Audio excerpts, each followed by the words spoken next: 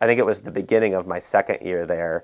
I had gone through and seen all the different roles at Barron, and I decided that I wanted to write role descriptions for every position in the company because we didn't have them. If someone doesn't know what their expectations are, what key KPIs, key performance indicators they should be hitting, how are they going to be successful? But really, how are they going to grow, right? Or how do they know what the next level looks like? What is that position? And so I think I spent 3 months writing 100+ role descriptions, right? And I wasn't working those roles. So I had to interview people, ask them, like, what do you do? What are your top 5 things that you do? And that was humbling to be able to go through that. But I learned a lot about our company. And again, more gaps as a result of that. I'm like, ooh, I think we need this role here because no one's doing that. Or people think they're doing that. Or like 3 people are sharing one thing.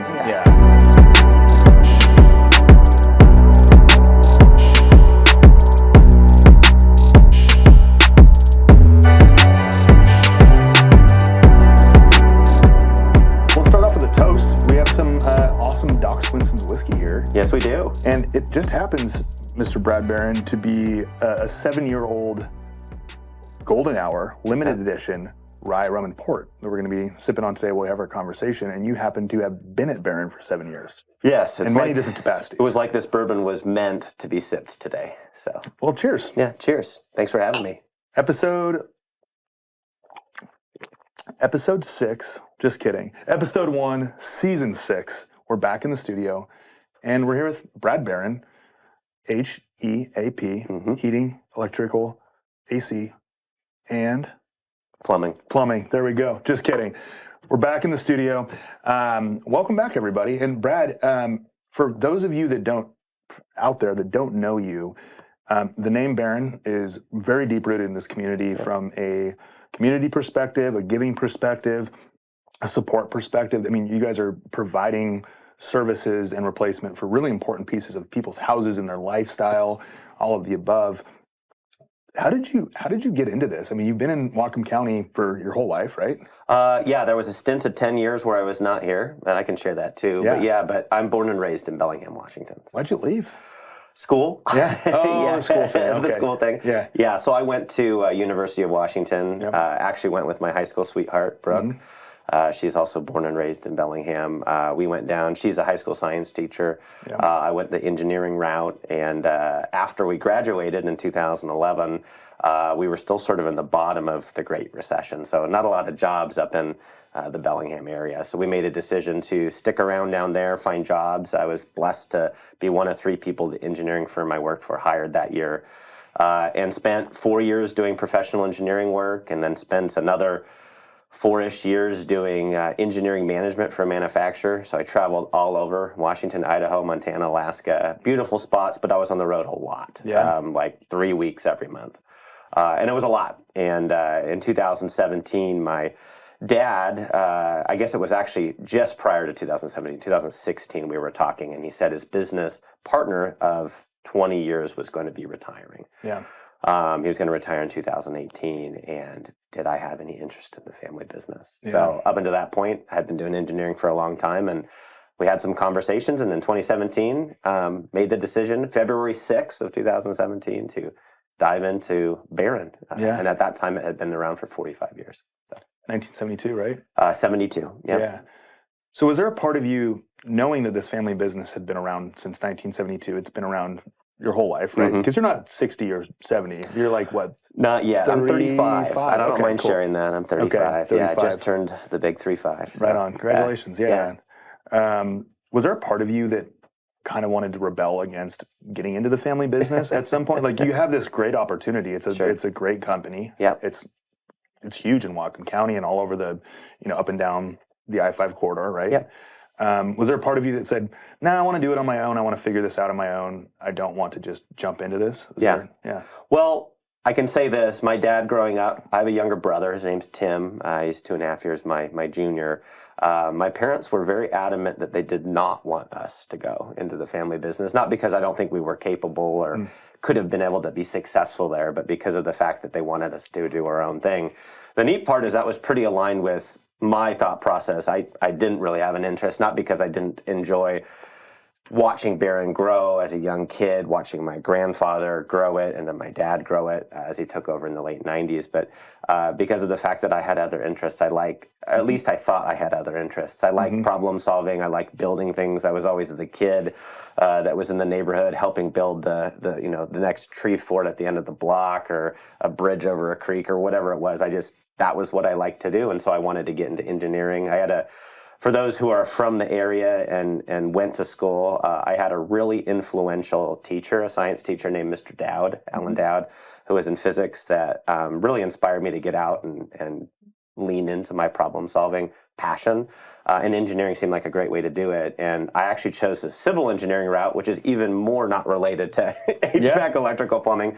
And I did it because I like being outside. So the Northwest makes a lot of sense for my wife and I to live, because we love being outside, hiking, skiing, biking, kayaking, boating, whatever the case may be, camping.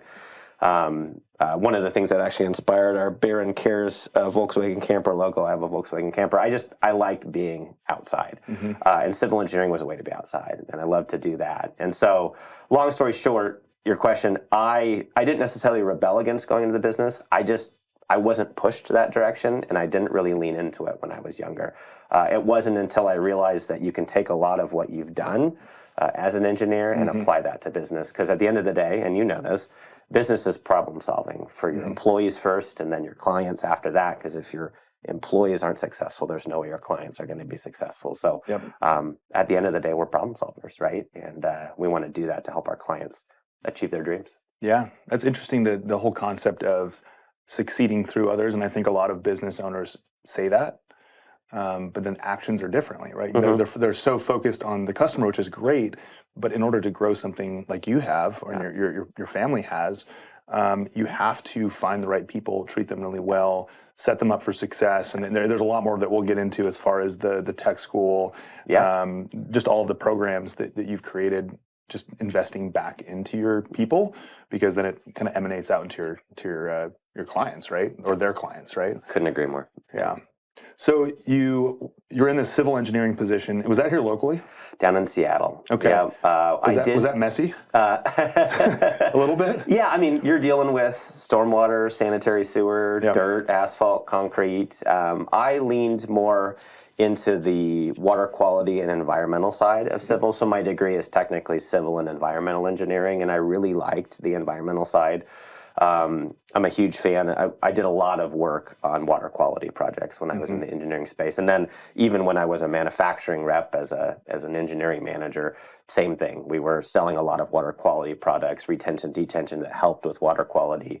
And that actually led into one of the reasons why at Barron we chose to grow solar as part of our electricals. I have a big belief that as a person, as a human, as a business, we need to be environmental stewards, right? And we actually put solar on our building in Ferndale, our main corporate headquarters. I drive by it regularly. I see it. You can see it. Oh, yeah. So was that on purpose that you can see it? Yes. Okay, well, good. the first arrays that we set up, though, were in the back building. So we have 375 solar panels on our back building. So we produce more electricity now than we use. So we are 100% net zero. We did an LED lighting overhaul. Really wanted to practice what we preached. And again, it's easy to get into something in business if you're passionate about it and you believe in it. And so my upbringing in engineering, being a civil and environmental engineer, just led really naturally into being a renewable energy contractor. And it's been a huge part of who we are and what we do at Barron. So. I love that. And it's also just a slight pivot too to the whole, to your industry, right? Whatcom County is a very interesting place. Yeah. It's a very awesome place. It's a very small business centric, relationship based kind of small. It still has the small town vibe, even as it's grown. You run into people all the time and you're like, I had no idea you were here. Or are you related when to did you move back? Or exactly. What's called Dutch bingo? Yeah. And my wife's a Van Wingerden. So there you go. Yeah. Right? Yeah. I've been asked when I'm up in Linden, are you related? I'm like, no. Not me. Yeah. But they sound nice. Yeah. Sound They're cool. very nice. We live there now, by the way. I don't know if you know that. I didn't know that, yeah. We moved up to the Linden area. So. Were you in Bellingham before? Yeah, we Nice. were in Bellingham before, down by Lake Padden. So, Yeah, that's where I live. It's pretty close. I don't live in Lake Padden. Just for the I was going to record. say, you float on a little houseboat or something pretty cheap, down there. pretty cheap. Water issues here and there. But the thing, getting back to that idea, okay, I'm not on a paddleboard sleeping on it. It sounds great though. Yeah, I have the image now. It's like in my head now. Yeah, we're all thinking about it now. Everyone that's listening to this is also thinking about that. Like, I didn't know they had houseboats on Lake Padden. Yeah, right. What? Yeah, wobbling on a paddleboard. But the thing about Whatcom County that I've learned, and you know this better than I do because you've been here longer than I have, and you've seen how your parents and your grandparents have operated in this town. But the fact that you've gone just completely in this, it's almost like you're on this, not that other businesses aren't doing this, but it almost seems like you're the front runner in this idea that like, hey, we're in this industry, the trades industry, right? And in some part of that industry. And there are a lot of, people that might be doing the same thing, but it seems like you're a front runner in this concept of like, we can do this industry, but we can also do it in a net zero, fashion. What's that like? Like what kind of feedback do you get on? I mean, I'm sure a lot of people go, great, awesome, that's amazing. But what kind of feedback do you get from like your specific industry, the trades industry, on that?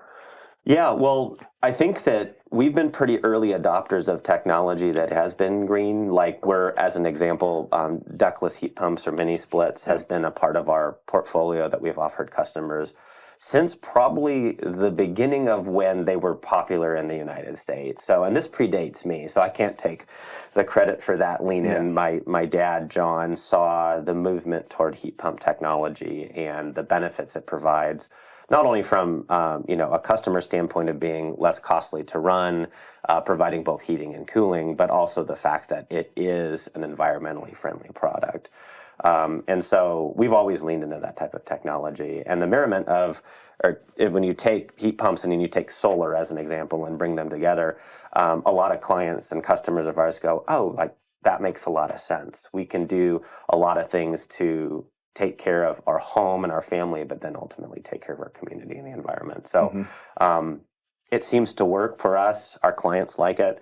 And we're going to continue to ask them what they're looking for and lean into technology and the innovation that's happening right now. Because a lot of people don't realize that an HVAC system can actually take in as much as 40 to 60% of your energy that you're consuming in your home, right? It's utilizing a lot of energy. Water heating is the second behind that at 20+%. So theoretically speaking, 80% of the power your house consumes could be done through the HVAC systems and the water heating system. So when you're looking at a house and where to invest to get maximum return on investment for those dollars spent, those are two good places to start. And if you can do it in a way that helps the community and the environment, then that's a win. And we've leaned into that at Barron. We believe strongly in that. And that's not cheap. So from the perspective of big picture impact and the perspective of your bottom line, right? You have to look at both of those things, but your family and you've been big picture thinkers about that, because that it's usually this huge upfront cost or this upfront pain and suffering or whatever the thing is to get to this long-term, bigger picture, betterment, right? Yeah. That's kind of the mantra, right? Sure. We keep telling ourselves that, right? Yes. So how do you navigate that? How do you go, okay, we have to make sure that we're still profitable. Yeah. We have to make sure we can still pay everybody, but we're going to invest. How do you make those big decisions on like, this is going to cost us a chunk of change, but I think in 5 years this is going to really pay off. And here's like, how do you look at that and go, this is probably a good idea to do this right now, even if it's the right thing to do? Well, going back to my grandpa Dan, who founded the company with my grandma Vivian, they've been all about reinvesting to grow, right? And so in order to grow a business, you have to be willing to invest dollars back into it. So, at the end of the day, my philosophy has always been, and my dad's has that, and my grandpa had that too, to take, profits at the end of the year, whatever that ends up being, if it's a good year or a bad year, and then reinvest it back into things like technology or really first and foremost people, right? How do we equip them to be successful to deploy the technology that our clients are asking for and are looking for? So you can't grow without investment and reinvestment. And I think that when companies realize that, they sort of reach that next level of growth because you need resources to fuel growth, but you have to make that investment. You don't want to, at the end of the day, John Barron and I aren't taking the money out of the company and going and buying mansions across the United States or in, Hawaii or whatever. It's reinvest back into people. And I think it's Zig Ziglar's quote. It says, right, if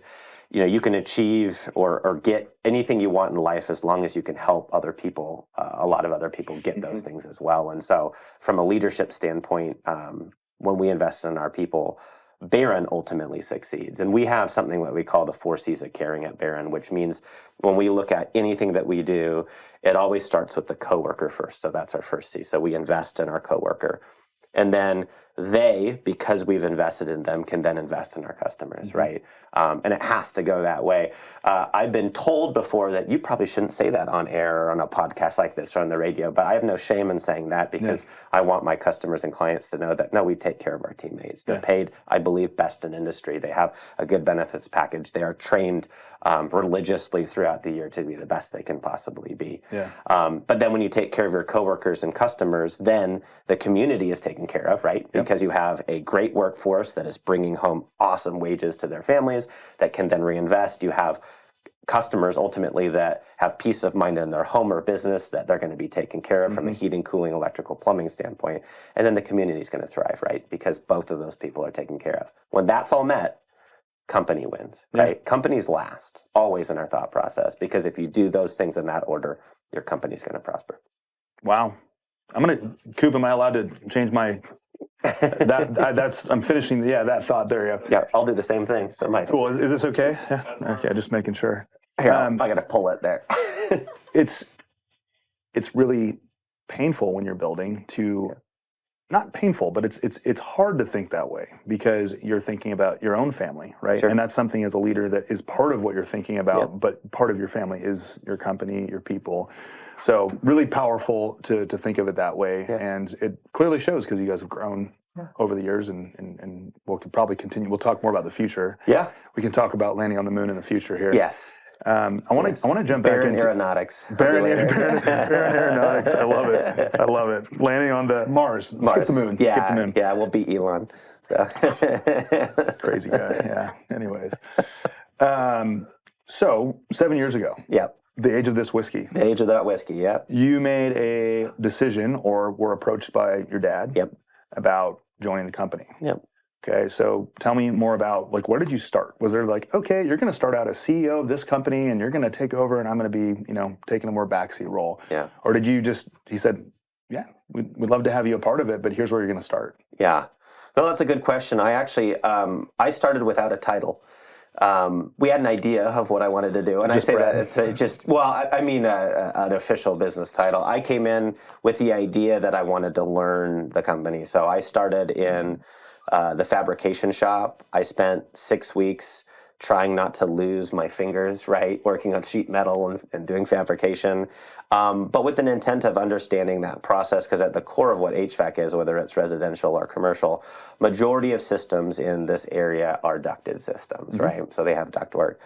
More movement, as we've talked about earlier, towards ductless heat pumps and heat pump technology, but still the existing infrastructure when you're doing a retrofit project is ductwork. So I wanted to understand that side of our business. We have a 10,000 square foot sheet metal shop that produces a lot of sheet metal for our HVAC, electrical, plumbing groups, but primarily our HVAC side of the business. And then I moved into service because at the end of the day, as a contractor in the trades, service is the cornerstone of success. You have to be able to run a successful service business. And service is incredibly challenging. It's a very difficult business to be in, especially when you have to go out to clients' homes or businesses, right? It's not like they're coming to us and we can do 6 to 10 jobs in a day. We're able to get to 4 to 5 maybe, and that's if we are as efficient and as effective as possible. Sure. So I wanted to understand that animal because most HVAC, electrical, plumbing companies lose money in service. It is a loss leader for them. They don't make money. Why is that? It's because it's that inefficient. Yeah. About 50% of your time is spent not being billable. Like you can't bill that time. You're traveling or you're waiting or you're writing up a proposal or quote or whatever it is. You're not, and we don't bill the customers for that time. We're billing the customer for the time they're at the house. So to be able to figure out and run a business that's successful requires a profitable service department. Now, it doesn't have to make a lot of money, but it needs to be able to make sure that it can produce something toward the bottom line so that the rest of the company can be successful. So I wanted to learn and understand the service side of the business next. And then I actually jumped into the retrofit group, which is our sort of bread and butter, which is going out and doing existing home and building replacement, understanding that. Did a lot of ride-alongs with different crews, understanding that side of the business. And all along, as I've went through all those different areas, because I went to commercial next, I wanted to be able to see how we could improve Beiren. And so eventually, my dad and I decided that my title was business development manager. So I was helping develop the business and increase efficiencies, increase effectiveness, and then took all of those learnings and then moved into the director of operations role.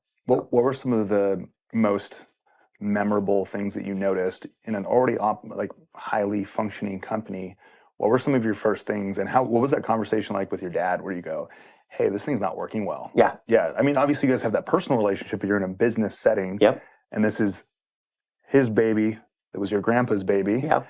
Or grandparents' baby. Yeah, and my great-grandpa actually worked out of retirement for 3 years in the sheet metal shop for my They grandpa. roped him back in, huh? I'm technically a 4th-generation Beiren working in the business. So you guys have the personal relationship, but also he's in it, he's been in it.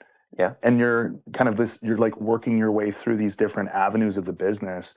What was it like giving that feedback? How was that relationship? And what were some of the most memorable, this is not working? Yeah. Yeah.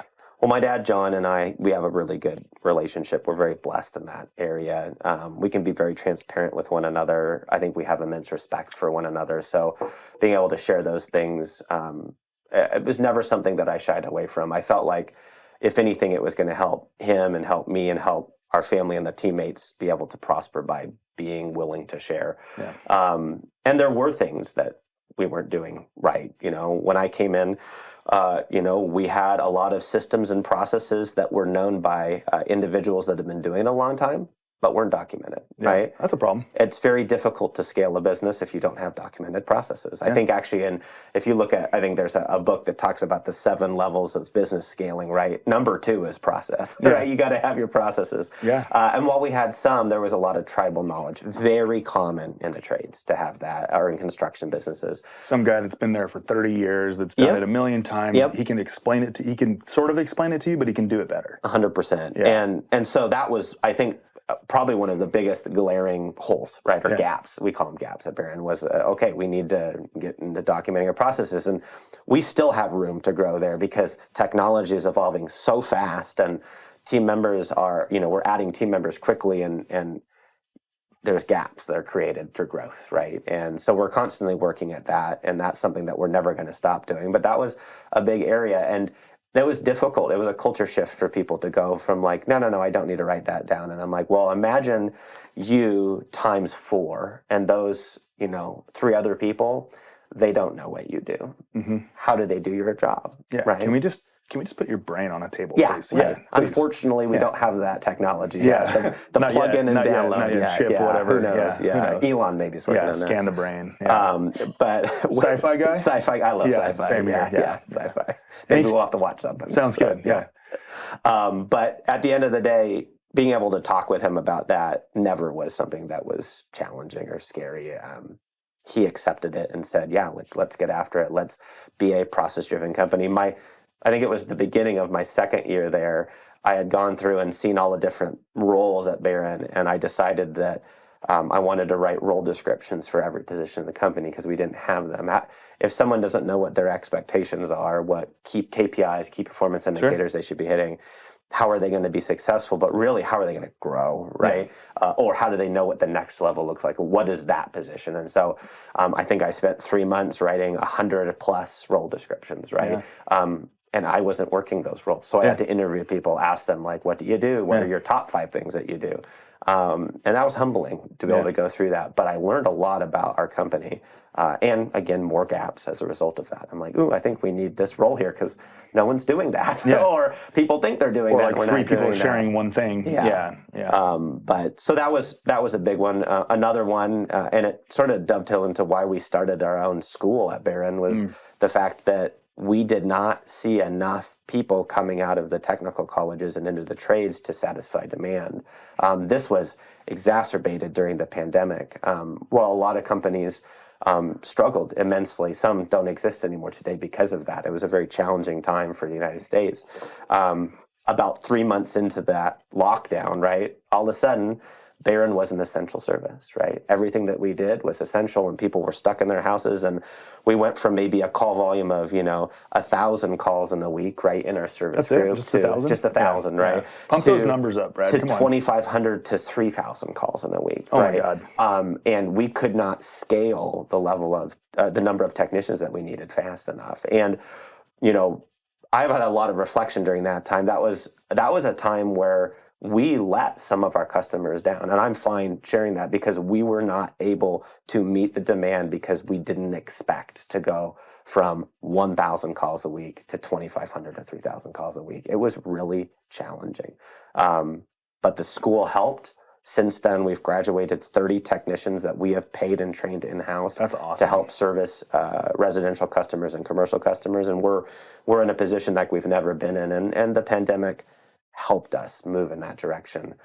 We had a roadmap for where we wanted to go. We knew we needed to train our own technicians, but that was just glaring. It provided just a spotlight on why that need is there. Yeah. And I don't know if you've heard the stat, but it's real. For every 5 baby boomers retiring, only 1 millennial or Gen Zer is entering the trades. So 5 out, 1 in. Whoa.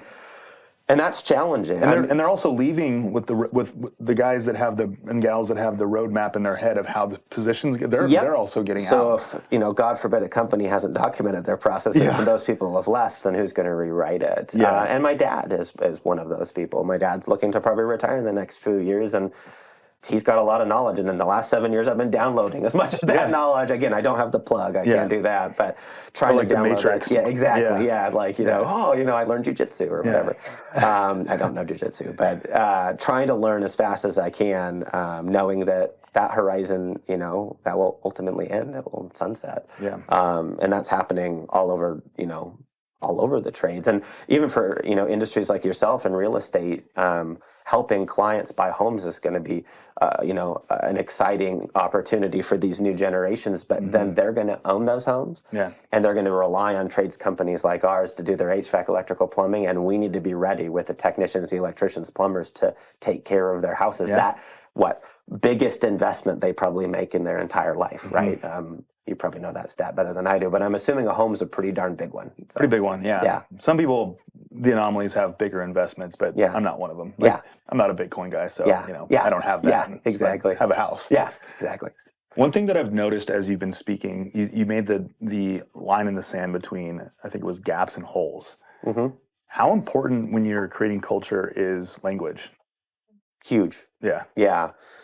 Yeah, I mean, everything from our core values. So we have our core values posted all over the campuses that we operate. They're in all of our trucks. We talk about them in every single company meeting. And within those core values, it's not just 5 words. We have 4 or 5 bullet points underneath of every one of those that is specific to how we talk and the language that we use. I mean, within the trades, there's trades language, obviously, but then within a company, there's cultural language that's used. Yeah. For example, we talk about improving lives of our team members through the 5 capitals, right? So we want to focus on things like spiritual capital, which to some is a relationship with God, but really in the higher level, it is purpose. Why does someone exist?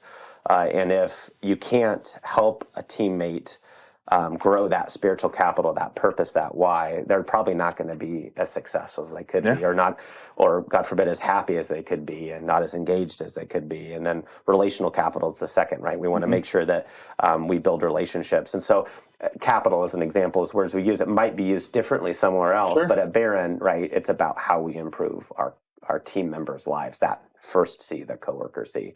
And then obviously on the, HVAC, electrical, plumbing, customer side, we're looking at comfort, health, and energy, what we call our 3 pillars. So if I didn't tell you that was our 3 pillars and you weren't part of Barron, you go, what does that mean? Yeah. But we know what that means, and that's part of our beating drum of how we service customers. It's always through that lens. Are we improving their comfort? Are we improving their health? And are we improving either their home or building's energy efficiency? So long story short, super important. And it impacts how you talk with customers too. Yep. Because culture internally is one thing, but how it goes out into the community is huge. Yeah. So. Well, it's really powerful, and it kind of leads me to my next question, Sure. which is around when you start something, Yep. when you take over something, Yep. when you own something, and when you work for that entity. Have you ever heard nobody can ever care about what you care about as much as you do? Yep. How do you, knowing that, and knowing that the people that work for you, they care about where they work, right. but they also care probably more about their families, as they should, yep. and they care about their friends, and they care about their happiness. How do you transfer that as a leader? Not to say with the expectation that they should care about the company as much as you should, but how do you get that? Like, how do you make that happen with people that maybe are struggling to get there, or people that are already there? How do you keep like fostering that Sure. with those people? Multi-part answer. One is leaning into spiritual capital and purpose and why, right? If people are in an organization and they believe that what they're doing matters, they're going to be a lot more invested than if they don't believe what they're doing matters. And so, right person, right seat, right? Always looking at that and talking about that. We have quarterly reviews where the biggest part of our review is talking to them about, are you enjoying what you're doing? What are the areas of training you need? Do you believe that what you're doing is truly improving your coworkers and your customers' lives? And if not, how can we help you get there? So that's part of it. And from a business side of things, money matters too. So we have incentive programs from our managers all the way down to folks in the field on, performance and making sure that what they do and doing it right the first time impacts how they're compensated. And I think alignment of culture with compensation is incredibly important. Mm-hmm. But yeah, at the end of the day, Baron is our family's baby, right? But we want people to feel like they're part of something bigger than themselves, and understanding how to tap into and grow their spiritual capital is so important. Spiritual capital is important. Yeah. And relational capital. I've heard that before. Yeah. I think Bob Pritchett talked about that when he came on in season 2. But social capital has been... People also want to work with their friends, right? Yeah. That doesn't mean you're going to be friends with everyone you work with, but man, it's a lot more fun to think of someone else as a friend, as a coworker. Way more fun, yeah. We spend a lot of time with people at work, as we all know. So, so you guys have 250 employees at this point? No, but thank you. That's a nice... no, we have 175 to 200, depending That's on the season. That's a lot of people. Okay, it was a wild stab in the dark. No, you're pretty close. That's pretty close. Yeah, I'm a big public math guy. Yeah. That's a Tiffany phrase, where public math is where you get put on the spot, and like the thing that you're doing right in your head doesn't come out. Well, you right. didn't say 500 to 1,000. That would have been a totally different level. Yeah. So, yeah. But yes, we have, upwards of 200 employees depending on the time of the year. Yeah. Yeah. So not everybody fits the culture, right? Yep. And the company doesn't fit everybody. It's not, we're talking about all the positive parts of it, and you can set the most positive environment you can, but it doesn't always work out. Tell me a little bit more about, in your other roles, in your role now as CEO, like, how do you deal with somebody? It's almost disappointing because you see the best in somebody. Yeah. They step into the role, they don't do what they say they're going to do, or somehow maybe you let them down. It happens. Sure. We're human. Oh, yeah. I'm not pointing the finger. I'm just saying I know that as a business owner. I'm humble enough to say I've made plenty of mistakes.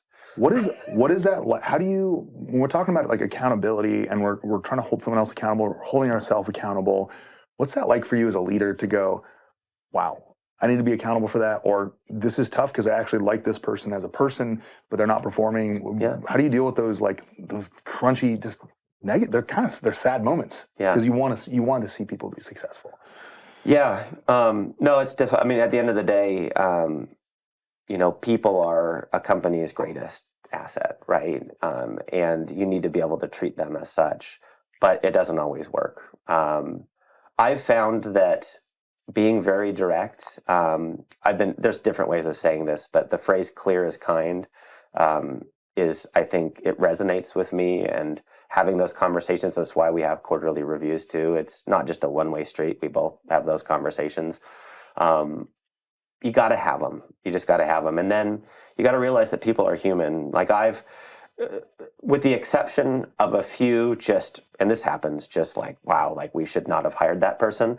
Doesn't happen very often. There have been times where, though, we've realized, this company maybe isn't the right fit for you. And without exception, we are helping them find the right fit, assuming they're willing to work with us. And I mean, I've had that happen, at the intro levels to the company. It probably happens more frequently there. Someone gets into the trades and maybe they didn't realize what that meant. Yeah. Yes, you do have to go into attics and crawl spaces, and there are bugs and rats and different things like that. Oh, so those are because of that? Yes. No. Oh, yes, absolutely. Yeah. Or I have to get on roofs and different things like that. And so those are a little bit easier. But I've had to have conversations about things not working at the executive level, and that is very difficult and challenging and heart-wrenching. But it's never about the person in those situations. It's typically about the fit. Yeah. And sometimes it just doesn't work. And we all at Barron, my philosophy has always been help that person regardless of if they're on the team or not. Yeah. And we try. I would say very rarely does anyone at Barron ever, if they're no longer on the team, goes, I didn't see that coming. We're going to have conversations, and usually it's a combined effort to say, hey, this isn't working. Most of the time we can actually find a different scene on the bus at Barron. It's like, hey, like you're cultural, like we went through the recruiting process, you're a cultural fit, but this particular seat doesn't really work. And have you thought about that? Right. And then we have that conversation, and that conversation is productive. They feel supported and encouraged, and it ends up being a huge blessing to them and the team that they end up supporting. So, that always exists, though. People are messy, right? We're inhuman. Sorry, not inhuman. We're human. We're fallible. Inhuman. We're inhuman. We're all inhumane in this room. Yes, we're all created by Elon Musk. I'm making way too many comments AI about robots. Elon, Well, we have Chat GP Tiffany over here. Chat GP Tiffany. Yeah. The editor. Yeah. We're all human. Yes. And as a result of being human, we're not perfect, and we're messy. And that's part of business. But it's also the beautiful part of business too, because it's what makes it great. Yeah. And also, you couldn't have said that whole piece about being human without saying the first thing you said about being inhuman, because that is literally that is it right there. I totally meant to say it. So thank you. Damn, you're just so polished and dialed. God, it's all that public speaking you knew when we were doing. coming around. Yeah. Jeez. So let's talk about the peaceful pass off of power. Sure. Yeah. Right? Peaceful? Yes. Peaceful, yes. There wasn't any jujitsu in there? No jujitsu. Yeah. Tell me about how that conversation came to be between you and your dad and the executive team. Yeah. Well, it was a difficult one, so I should probably have some more ducks once it's whiskey. Cool. No, I'm good. I have some here. I was just joking. Okay. So. All right. Well, but I'm going to take another sip because it is darn good. I think it's been aged 7 years. Is what I've heard. As long as I've been at Barron. 7.5 years. Okay. 7.5. Yeah. They lied on the bottle. Sorry, Jesse. It's delicious. Yeah. By the way, thanks again for having me. Yeah. Cheers. Just deliciousness. It's perfect. That's the coolest part about what Jesse told me was I said, okay, what do you think the flavors are? And he's like, no, I'm going to flip it on you because I want to know what your flavors are. I'm like, well, I'm a caveman, so my flavors are going to be like, it tastes like really good whiskey. Yeah. And he's like, cool. That's all you need to say. Yeah. Don't feel like you need to put the pressure on, because then you can do what's called suggestive language, where he said, well, if I told you it tastes like peanut butter, what would you say? I was like, it tastes like peanut butter. And he's like, see, told you. Yeah. And now I can't stop thinking about whiskey and peanut butter, but it's delicious. It's 7 years. It's the official Brad Barron whiskey here. It is. Yeah. Fox Winston's Brad Barron. Ready. I'll have to talk to Jesse about that. So. Oh yeah. Yeah. Relabeling that. Yeah. Yeah. This label's not going to work. Yeah. It needs my face on it. This really cool prescription label. So when did this conversation come to pass? Yeah. You were in your director of operations. I was a COO at the time. COO at the time, okay. Yep. And were you wanting to push for a different position, or was it hey, I think you should be in a different position? Was it Yeah, that's an interesting question. So, and before I answer it, I'll say, I so often get asked, are you ready for your dad to retire? Like, are you ready to just take over as owner and buy him out? And my answer surprises everyone when I say no. Not because I don't feel like I'm capable, but because I truly and genuinely enjoy working with my father and know there will be a day where he won't be at Barron anymore, and I'm going to miss that. Yeah. So I've never, ever pushed to be in a particular role. My dad, in the August of 2022, came to me and he said, hey, I want to talk to you about something. So we had a closed door meeting, and I'm like, oh, what's going on here? Yeah. And he looked at me and he said, I'm not having as much fun as I used to have. The company has grown a lot, grown to a point where I'm not familiar with what's going on. I haven't done as much of the due diligence and research into how to run a company that's 200 employees. And I know that you've been in it, studying, reaching out to mentors and different folks in the larger trades community across the U.S. What do you think if I step back, you step into the CEO role, and I focused on coaching, in particular coaching salespeople? Because he's like, because that's what I love and that's what I want to do for the last few years before I retire. And I looked at him and I said, well, wow, thank you. Yeah. I don't know if I'm ready yet. And my dad reassured me. He said, I think you are. And I said that I'd like to think about it. And so in some quiet time and pure time, I went out and reached out to a previous boss of mine and found out that he was actually an executive coach.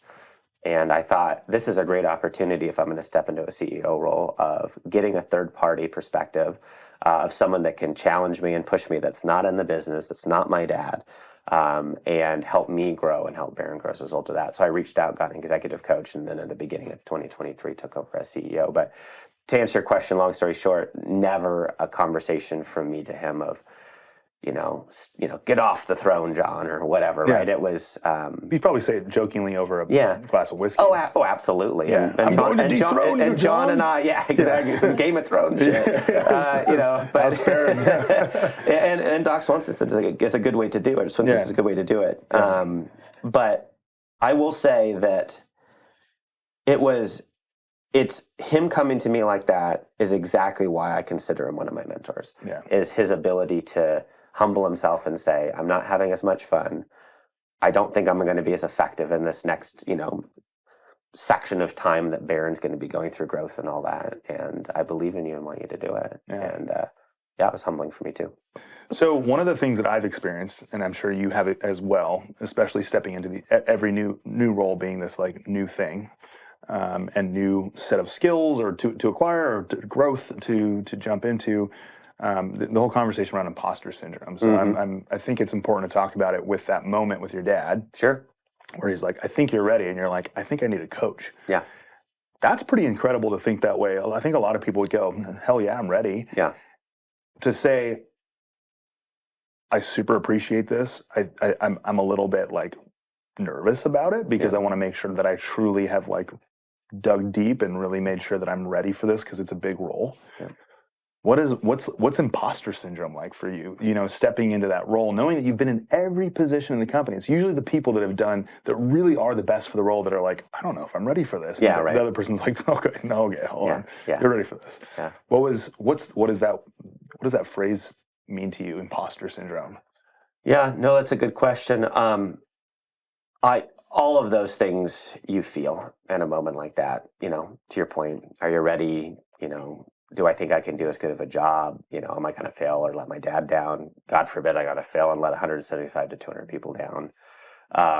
But one thing that I've taken a lot of confidence in is the leadership team at Barron that we've built.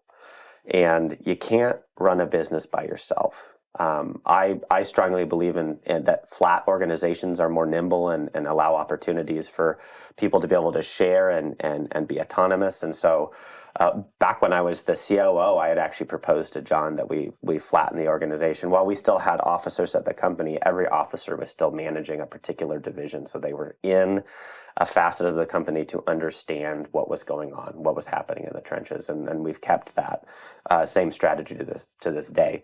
My current COO is functioning as the director of sales and marketing because I want him to be in the business.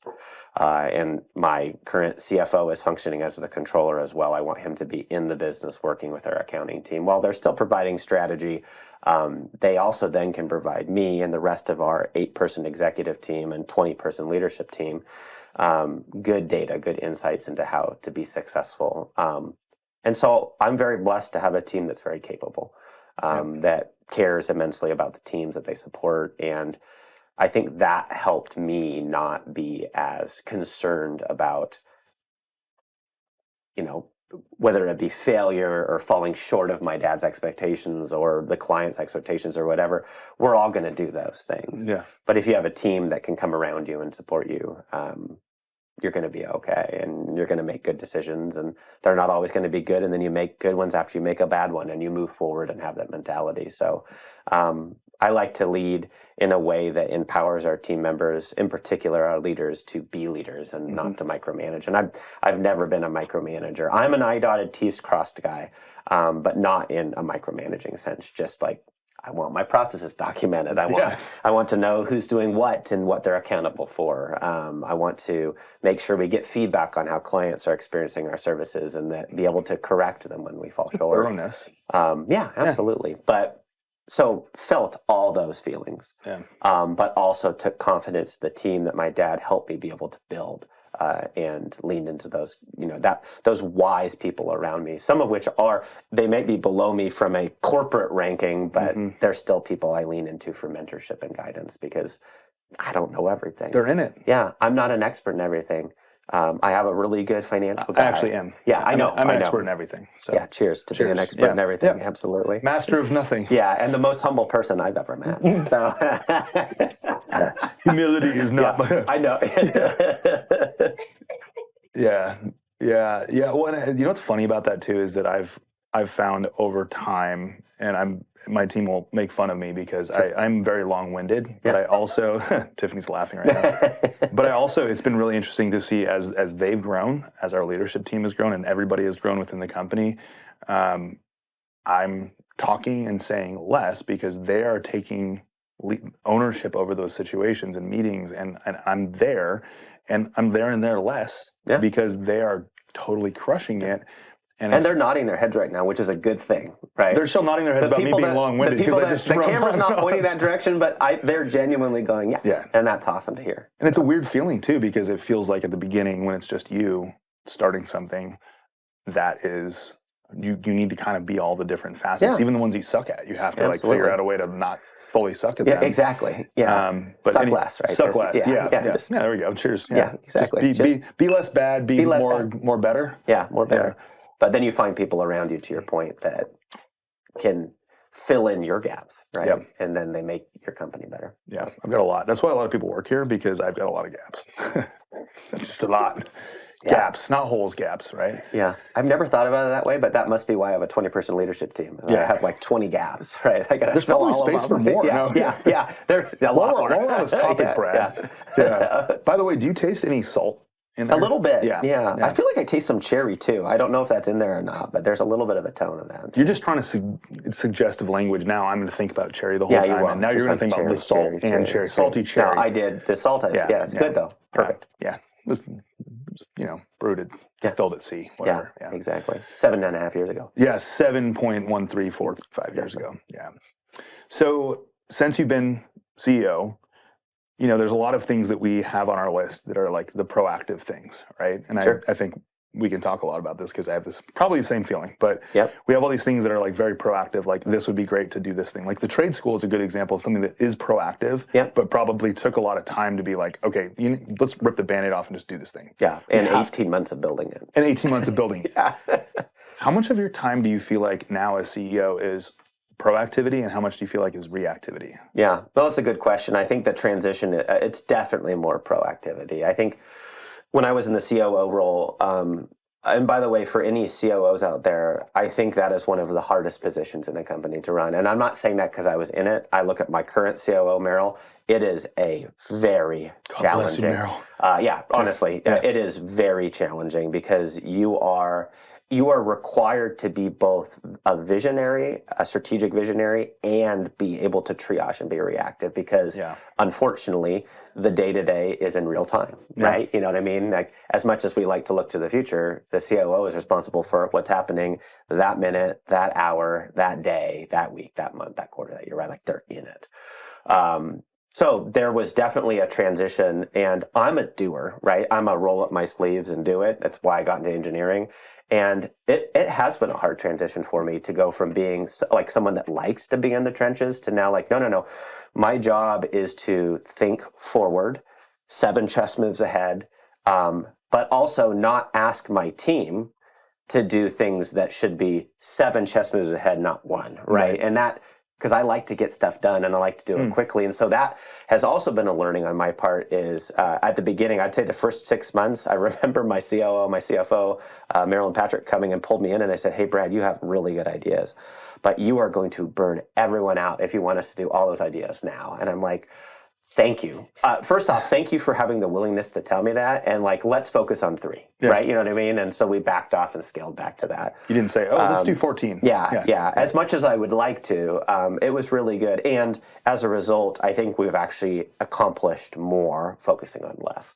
I think that, I don't know where this came from. I've read it in a number of different ways and in a number of different places, but I think that leaders, and that could be a manager, that could be a director, could be an owner, could be whatever, we tend to underestimate how much we can accomplish in 5 years, but overestimate how much we can accomplish in 12 months. So we think that we can get a lot done really quick, but we can't. But also we can get caught in the trap of thinking, well, there's no way we can be there in 5 years, right? And I've had to balance that a little bit, going, when my teammates come to me and say, we can't do all this, we're going to burn out, I go, okay, how about year 3? How does that sound for that? And they're like, yeah, we can totally do that. That seems like that makes a lot of sense. So balancing that as being a doer, like I feel like actually when I was in the COO role, I really liked it because I was good at it. I was able to cast vision, but also like, let's go, let's figure out the day to day, like let's go to war, let's battle, right? Yep. But as CEO, I had to be like, pause. I can't ask my team to do that much. Yeah. So let's pivot to I don't know if that makes any sense. Yeah. No, it does make it very much makes sense because in the early years of this business, when Tiffany first joined us, as an example, Tiffany was we didn't really know what her role was. She didn't have a job description. Yeah. Coop, I can relate when I came into Barron. She didn't have a job description. Coop didn't really have a job description. We kind of honed it down to social media, and then we realized that he didn't really want to interact with people online, which I totally get. And so there was a very quick pass off of that. But there was I feel like early on, my mentality was very much around we need to get everything done really fast and be the first to market and do this thing right now. And everyone's like, dude, okay, we're going to do our best, but whoa. And now we've kind of eased off to going, we're still going to push forward, but we have everything's working well. We have our systems, our processes, everybody's doing their thing. They're in their roles, those types of things. So that 1 and 5 year or 12 month and 5 year really resonates because a lot has happened in 5 years, but we'd be disappointed if we tried to shoot too high and, for 1 year and not accomplish that goal. So absolutely. I do want to pivot to family. Please. Because you have a family. I do. You have kids. I do. I also have a 2-year-old. And your why probably has a lot to do with them. It does. So you have these 2 worlds. Mm-hmm. And I'm sure there's crossover and there's company events and I'm sure your family is very supportive of what you're doing. It's a family business, it's all of these things, but they're intertwined in one way and also competing in one way. Sure. Tell me about time. You've warped time. You have 2 days in one day. You have more days in a year than everybody else and more hours in a day, right? Tell me about that balance or lack of balance. Yeah, no, it's a really good question. And it's actually interesting. It's something so growing up, my dad, when he took over Barron in 1998 and then helped grow it from that point to a much larger company, he spent a lot of time at work, and I don't begrudge him for that. But I mean, there's a lot of time. I mean, he used to say that in business, it's great if you're an owner, you get to work half days. You just have to pick which 12 hours you work, which I witnessed, I saw, and coming in, going back to the question you had about, that first call John made to me about coming into the family business. One of those discussion points was I don't want to work 12 hours a day, 7 days a week. That is not what I want to do. I'm going to build a team differently and run things differently. Not saying you did it wrong. He is one of the hardest workers that I've ever met in my entire life, and I have a ton of respect for him. Like I said, my dad's a mentor to me, but I did not want that to be the case. So when I went and sought out a executive coach, one of the reasons I picked Corey, my coach, was because he wrote a book called Win at Home First. And in that book, it talks about how leaders cannot be successful if their home life is not successful. And it goes into a lot of detail in that. He also wrote a book called Rise and Go, which is another great book about things we've talked about, falling short, not succeeding, and how leaders get back up and they say, all right, like round 2, let's go. Round 3, let's go. There's never a ending round. It's just what's the next round, and they get back, get knocked down, they get back up again. But winning at home first has been incredibly important to me. And this might be different than some other leaders, but I actually believe that integrating your family into the business, not necessarily them working there, but like talking about it is important. Like I'll bring my kids to work, not because they're working for me, because I want them to see that, this is what dad does. This is why we do what we do. My wife actually worked in the business for a time. I asked her to do that, not because she necessarily wanted to, but she had a time between when we had twins and when she wanted to go back to teaching where she said, well, if there's a time to do this, I'll do it. And she actually was a big part of how we got to a Barron Tech School. She was a co-author of all of our 15-week curriculum for our HVAC service program. She has a master's in teaching and curriculum development. While that was a great thing to accomplish, and I have no problem saying she is one of the reasons why we have successfully completed and certificated 30 technicians out of that school. I wanted her to see what my life looked like working in the business. And I didn't want that to be something that was ever hidden from her. And so I want to be home. Now, do I work sometimes from 7 to 9 o'clock at night? Yeah. Do I try to make sure that I'm there for dinner and I get to put the kids to bed? Yeah, right. So I flex my time accordingly because I want to win at home first. Do I make sure that my wife and I at least twice a month go on a us date? Yeah. Yep. Make sure we do that. Even if it's difficult or we're like, man, we don't have time to do that, because those are important things to do. Yep. Having daddy dates with my kids. Like I make sure at least once a month I take each of them out by themselves to do something. You said you have twins. Yeah, so I have 3 kids. I have a 6-year-old who's in 1st grade, and then I have 2 in pre-K 4. So they're 4-year-old twins. So they're now in the pre-K kids are now in like partial daycare, and then the first grader is like in most of the day. He's 5 days a week, all day. Yeah, so it's probably like first year of that. Yeah, probably bittersweet though, because it's so, and like I have a 2-year-old. She's turned 2, and she's not in school. Congrats, thank you. Yeah, she's a toddler. It's very apparent she's a toddler. But I've had 3 at one point at 2, so I know how that goes. So I can't complain. But I think more so you start to see this balance of like you don't want to miss anything, but you also need a break. It's like this weird balance of like not wanting to miss moments, but also being like, all right, that moment can go away. Yeah. Right. It's a weird 100%. balance. Yeah. So what was that like? What point, if there's 6, it was like right after you had joined Barron. Yep. And then the other kid, the twins 2018. Yeah, and then you had your twins later on. Yep, 2020. Pandemic babies. Yeah. Yeah, what were you guys doing? Who knows? Yeah. We weren't sleeping. I'll tell you that. So I guess the big balance point is like you winning at home. Is the philosophy. And you can't do it perfectly. No. But you can do your best. No. Yeah. No, 100%. Winning at home, it's got to happen. And I had my entire leadership team read that book. Yeah. I actually brought him in, and he's done 2 in-person trainings to talk about that, because it's not just about me. My leadership team has to win at home first too. Yeah. Right. Anytime someone comes up to me and says, I've got to, I might have to bug out early. I got a kid's soccer game. I'm like, why are you asking me for permission? Like, please go. Go. Yeah. Like, oh my Lord. Yeah. Like, you work a lot. Yeah. Like, you do a great job. Go. Yeah. Like, that is important, because then you can come back recharged, and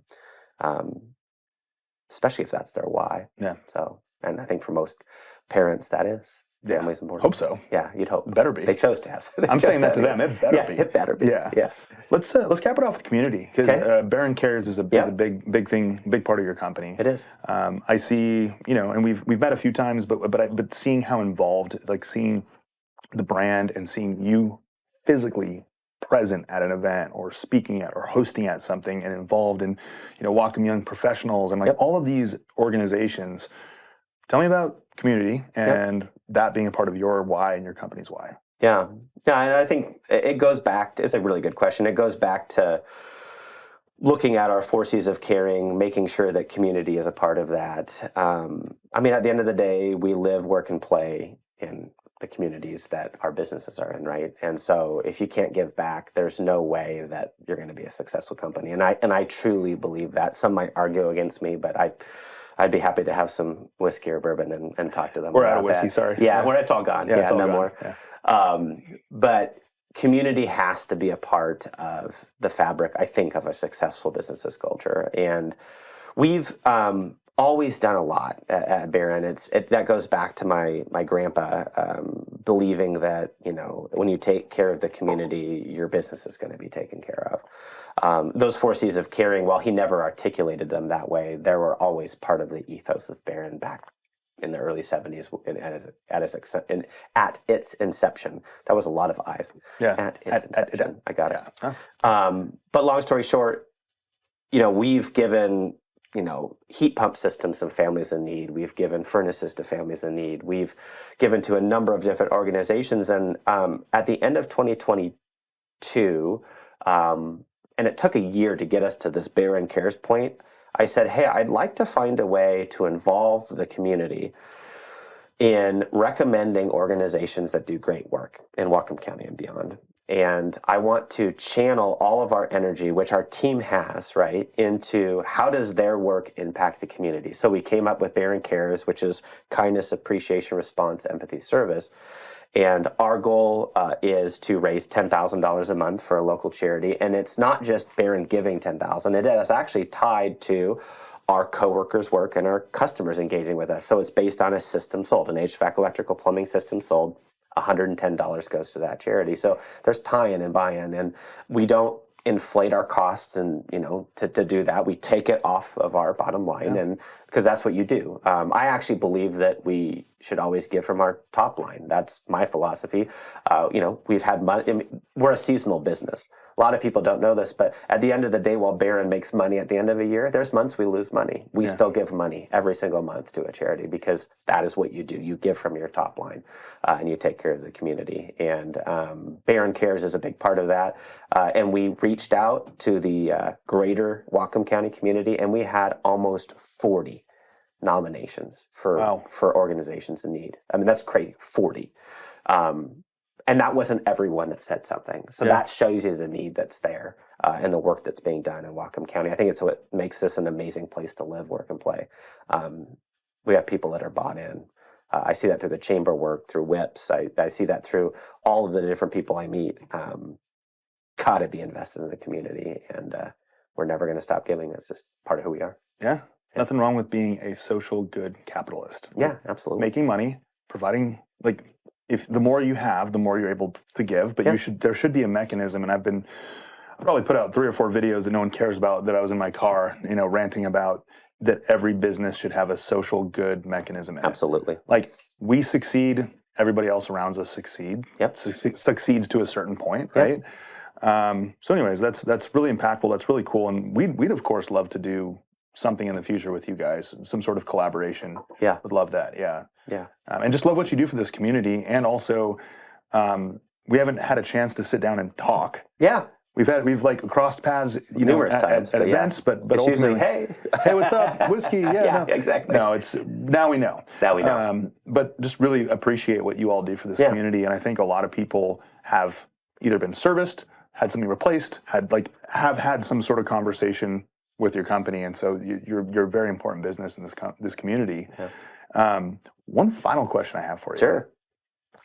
And this is something that we grapple with in our industry, and every business grapples with, is the balance of cost and value. Sure. And you guys are a premium service, like in a good way. I mean this in a positive way. There's a lot of value with what you get. How do you, when someone says, "Well, you're more expensive than this person, but less expensive than this person," how do you as a company go, "Well, but this is the reason that this value is"? How do you present that value? Yeah. No, it's a good question, and it does vary and differ. It depends on service, equipment type, HVAC, electrical, plumbing. Sometimes we're more, sometimes we're less, sometimes we're right in the middle. one of the things that I like to share with customers, whether they're residential or commercial, is that when we price something, it's based on data, right? So we look at, what we need to do to be able to make end service too. Yeah. Oh, 100%. Yeah, absolutely. Not just like, here you go. Yeah, absolutely. But because I'm an engineer, I'm a very data-driven person. And so we take all of the data. And I shared this earlier when we were talking, but I believe that we compensate our team members better than anyone else in the industry. And I'm not ashamed to say that, because we want the best people to take care of our customers. And so there's a cost there. We have a good benefits package. We do philanthropic giving. We engage best practices to constantly level up, be better. We want fuel efficient trucks, or we've started to introduce electric vehicles into our fleet. We want to be an environmental steward. All of those things factor into ultimately what that price point is, right? Yeah. But at the end of the day, I think the most important thing to note is that, when people choose to work for us, whether we're higher price or lower price or the same price, we're never going to stop until they're satisfied, like 100% satisfaction guarantee. And that's a bumper sticker phrase a lot of companies use, but we've lived it for 53 years. And you're going to get that every time you work with us. And by the way, we don't always get it right the first time, as anyone does. Like, guess what? We employ humans. They're human, not inhuman. Yeah, they're human. Right. Yeah, there you go. They're human. And because of that, they're going to make mistakes. We have a training school where we're sending technicians out after they've gone through an intensive program to learn. Are we charging them more because it takes longer? No. But might they make a mistake? Sure. But we're also providing the community with someone that's going to earn 6 figures and be able to provide for their family. And we do that because that's the right thing to do, to grow and invest in the community. So we stand behind what we do, and whether it's higher, lower, the same price, you're going to get the best service from us, because it doesn't matter if we do it right the first time or not. It's going to be right at the end. I love that. Yeah, you have a lot of passion.